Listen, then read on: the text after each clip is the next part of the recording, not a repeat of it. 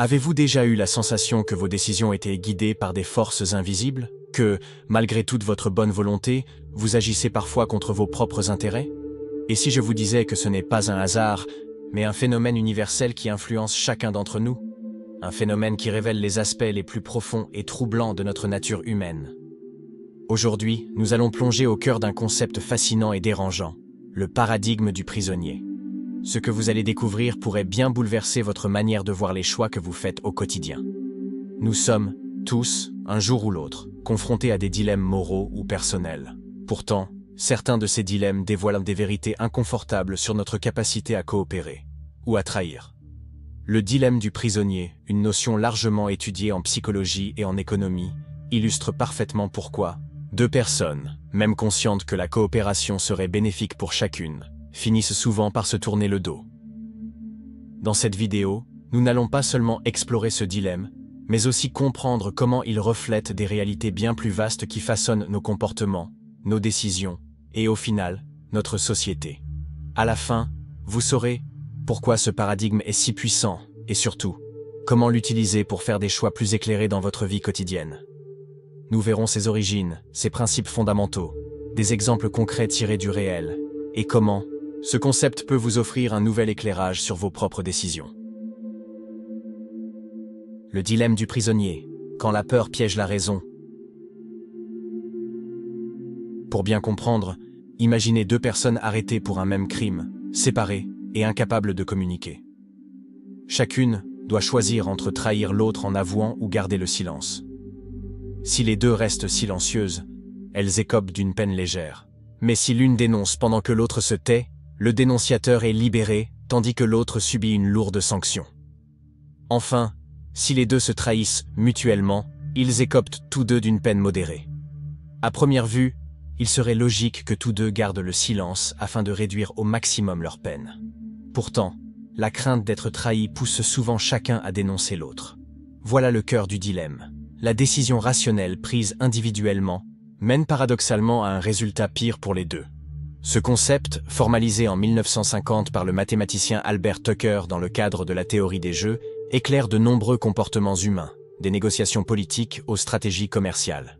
Un exemple frappant est celui de la guerre froide, quand les États-Unis et l'URSS, chacun redoutant que l'autre prenne l'avantage, se sont lancés dans une course à l'armement nucléaire qui a menacé l'avenir même de l'humanité.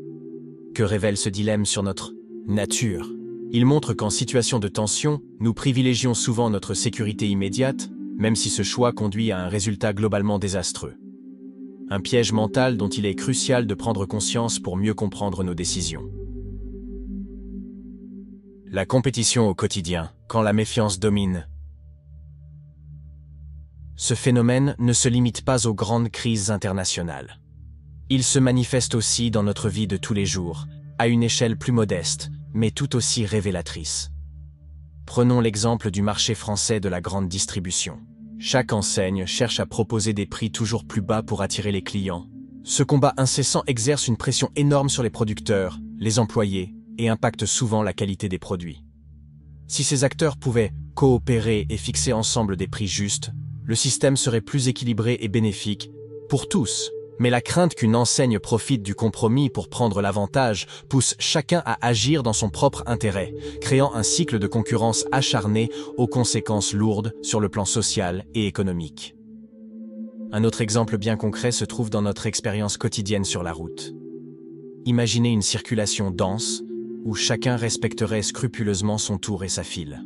Le trafic serait alors bien plus fluide. Pourtant, l'envie de gagner quelques mètres, de dépasser les autres, provoque souvent plus de ralentissement et d'embouteillage. Vous avez sûrement ressenti cette frustration en voyant des voitures doublées, en pensant « si tout le monde faisait ça, ce serait le chaos ». Et pourtant, chacun agit ainsi, priorisant son intérêt personnel immédiat, sans penser aux conséquences collectives. Pourquoi tombons-nous si souvent dans ce piège? Pourquoi sommes-nous si souvent pris au piège de ce dilemme? La réponse tient à notre nature profonde. Selon les psychologues, nous sommes programmés pour nous méfier des autres. Dès le XIXe siècle, le sociologue Émile Durkheim observait que la méfiance croissante dans les sociétés modernes affaiblit la solidarité entre individus. Nous portons tous en nous un biais de négativité qui nous pousse à accorder plus d'attention aux dangers et aux trahisons potentielles qu'aux opportunités de collaboration. Ce mécanisme, ancré dans notre évolution, nous a permis de survivre dans des environnements hostiles où la trahison pouvait être une question de vie ou de mort. Aujourd'hui, ce réflexe s'avère parfois contre-productif. En économie comportementale, des chercheurs comme Daniel Kahneman ont démontré que nos décisions ne sont pas toujours rationnelles, non pas par manque d'intelligence, mais parce que notre esprit cherche avant tout à maximiser des gains immédiats, souvent au détriment d'avantages durables. C'est pour cela que, même en sachant que la coopération serait la meilleure solution, nous avons souvent du mal à la choisir. Un exemple récent, la pandémie de Covid-19. Au début de la crise en France, une véritable ruée s'est emparée des magasins, avec des achats massifs de masques, de gels hydroalcooliques et même de papier toilette. Si chacun avait pris uniquement ce dont il avait besoin, il y en aurait eu pour tout le monde. Mais la peur du manque a déclenché des comportements de stockage excessifs, pénalisant les plus vulnérables. Le paradigme du prisonnier nous révèle une vérité essentielle. La méfiance et la recherche du profit individuel peuvent facilement nous entraîner vers des impasses collectives aux conséquences lourdes. Mais ce n'est pas une fatalité. Nous avons tous la capacité de repérer ces schémas, de prendre du recul, et surtout de faire des choix plus conscients et éclairés. Cette réflexion nous offre une leçon précieuse. Dans bien des situations, choisir de coopérer, même si cela peut sembler risqué à court terme, est souvent la voie qui mène à des bénéfices durables, pour nous-mêmes comme pour le groupe.